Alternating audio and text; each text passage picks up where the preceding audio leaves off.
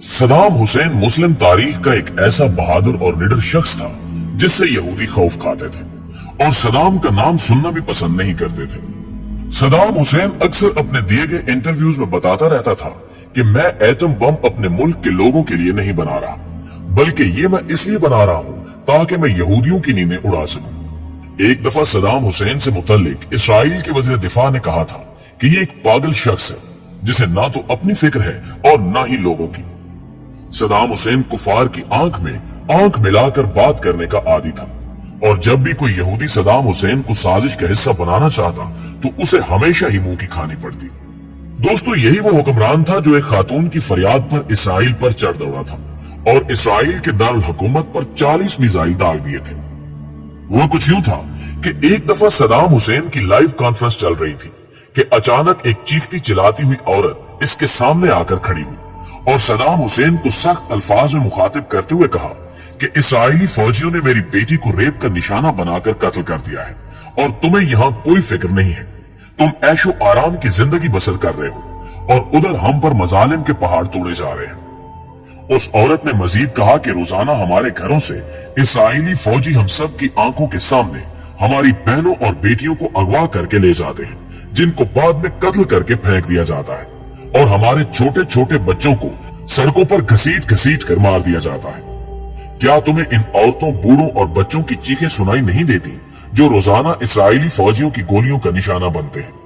क्या तुमसे उन औरतों, बच्चों और बूढ़ों की चीखों का हिसाब नहीं लिया जाएगा?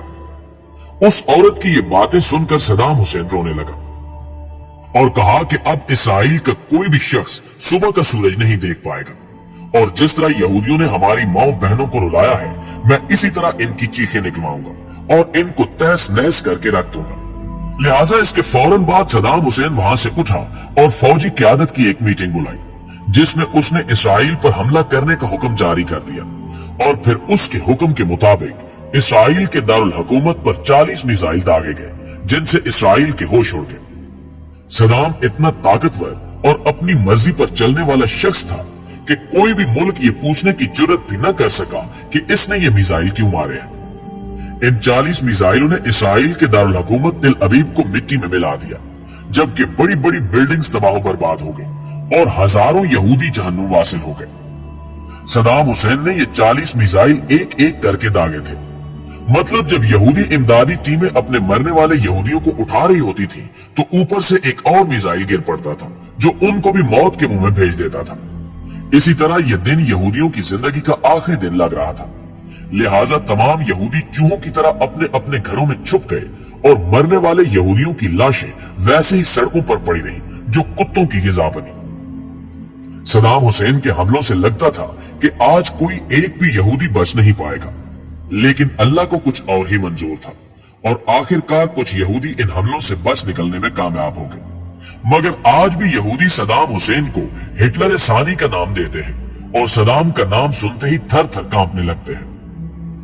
नानिग्रामी, चूंकि अब यहूदी और दीगर कुफार जान चुके थे कि अब हमने इराक को जाहिरी तौर पर छेड़ने की कोशिश की तो ये हमारी नस्लें तबाह बर्बाद कर देंगे, लिहाजा ये अंदर ही अंदर इराक और सदाम हुसैन के खिलाफ मुख्तलिफ साजिशों में मसरूफ हो गए और अमेरिका और इसके इत्तेहादियों ने अपने तहफ्फुज के लिए इराक पर हमले का इरादा बना लिया।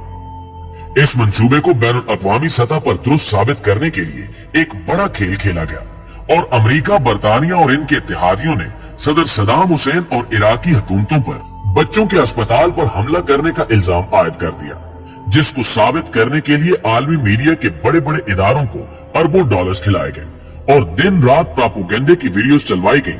और फिर जब बैनुल-अक़वामी सतह पर अमेरिका ये बयानियां फैलाने में कामयाब हो गया कि इराकी हुकूमत जंगी जराइम में मुलव्विस है, तो इस बात को और बच्चों के अस्पताल पर हमले के जवाब बनाकर उसने ऑपरेशन डेजर्ट स्टॉर्म के नाम से इराक पर जंग मुसल्लत कर दी और हमला करने के बाद अपने इस इकदाम को दुरुस्त साबित करने के लिए अमेरिका और इसके इत्तेहादी मुसलसल ये बात दोहराते रहे कि इराक के पास वसी पैमाने पर तबाही फैलाने वाले हथियार हैं और ये दुनिया की सालमियत के लिए बहुत बड़ा खतरा है।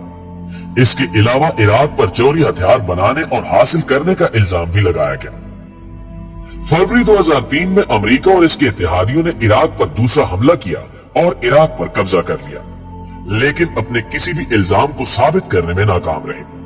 अलबत्ता अमेरिका और इसके इत्तेहादी खित्ते में अपने मुफादात को तहफ्फुज़ फराहम करने में कामयाब हो गए। उस कब्जे के बाद 14 दिसंबर 2003 में सदाम हुसैन गिरफ्तार हुआ, जिसके बाद उस पर 148 अफराद के कत्ल का इल्जाम लगाकर मुकदमा बनाया गया और इराक में अमेरिका के जेर असर अदालत में सदाम हुसैन के मुकदमे की समाअत का आगाज हुआ, जहां सदाम हुसैन ने उस अदालत को एक अमेरिकी कब्जे का हथियार करार दिया। उस मुकदमे के जज ने जब अमेरिकी सरकार की मर्जी का फैसला देने से इनकार किया तो उस जज को मुलजिम से हमदर्दी रखने के इल्जाम में बरतरफ कर दिया गया और एक नया जज आ गया, जिसने मुकदमे के आखिरी मराहिल की समाअत की। जबकि इस तमाम तर अदालती कार्रवाई के दौरान सदाम हुसैन अमेरिकी तहवील में रहा और मुकदमे की समाअत के दौरान सदाम हुसैन के 3 वकीलों को भी कत्ल किया गया, जिस पर सदाम हुसैन ने भूख हड़ताल की। लेकिन इसके बावजूद सदाम हुसैन को आजाद ट्रायल का हक नहीं दिया गया और अदालत ने अमेरिका की ईमा पर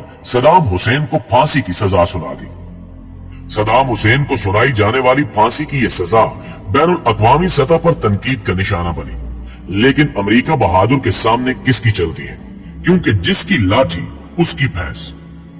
दोस्तों, अमेरिकी कैद के दौरान सदाम हुसैन ने अपने दिन कैसे गुजारे, इस हवाले से इसकी निगरानी पर तैनात एक अमेरिकी फौजी का कहना था कि सदाम हुसैन बहुत कम ही कोई शिकायत करता था। कमरे के बाहर एक तैयारी थी जिसे वो बाकायदगी से पानी देता था।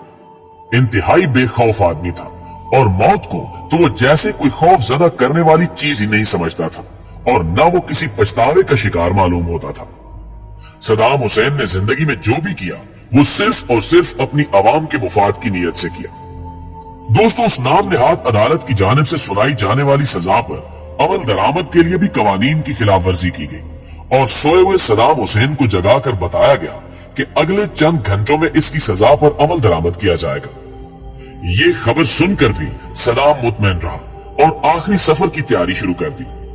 नहाने के बाद अल्लाह के हजूर सजदा रेज़ हुआ और शुक्राने के नफल पड़े, फिर नाश्ता किया और फिर अपने करीबी अफराद के नाम खतूत लिखे और अपने सारे काम निपटाने के बाद सदाम हुसैन खुद चलकर मुस्कुराते हुए फांसी घाट तक पहुंचा। दोस्तों, सदाम हुसैन के आखिरी वक्त में लिखे गए खतूत में एक खत ऐसा भी था जो उसने अपनी बेटी के नाम लिखा था और वो खत भी अब मंजर आम पर आ चुका है।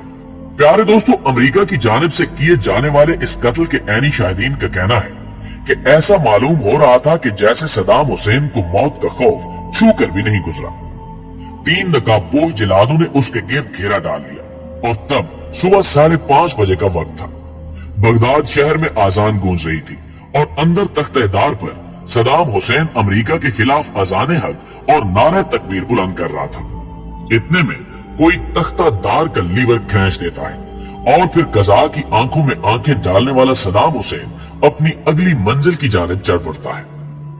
दोस्तों, सदाम हुसैन तो अमेरिका के हाथों मारा गया, लेकिन इसके बाद इराकी अवाम की बदबख्ती का दौर शुरू हुआ और आज भी इराक पर किसी न किसी सूरत अमेरिका का कब्जा है और वो इराक की सरजमीन और लोगों को इस्तेमाल करके दूसरे इस्लामी ममालिक के खिलाफ कार्रवाइयां कर रहा है।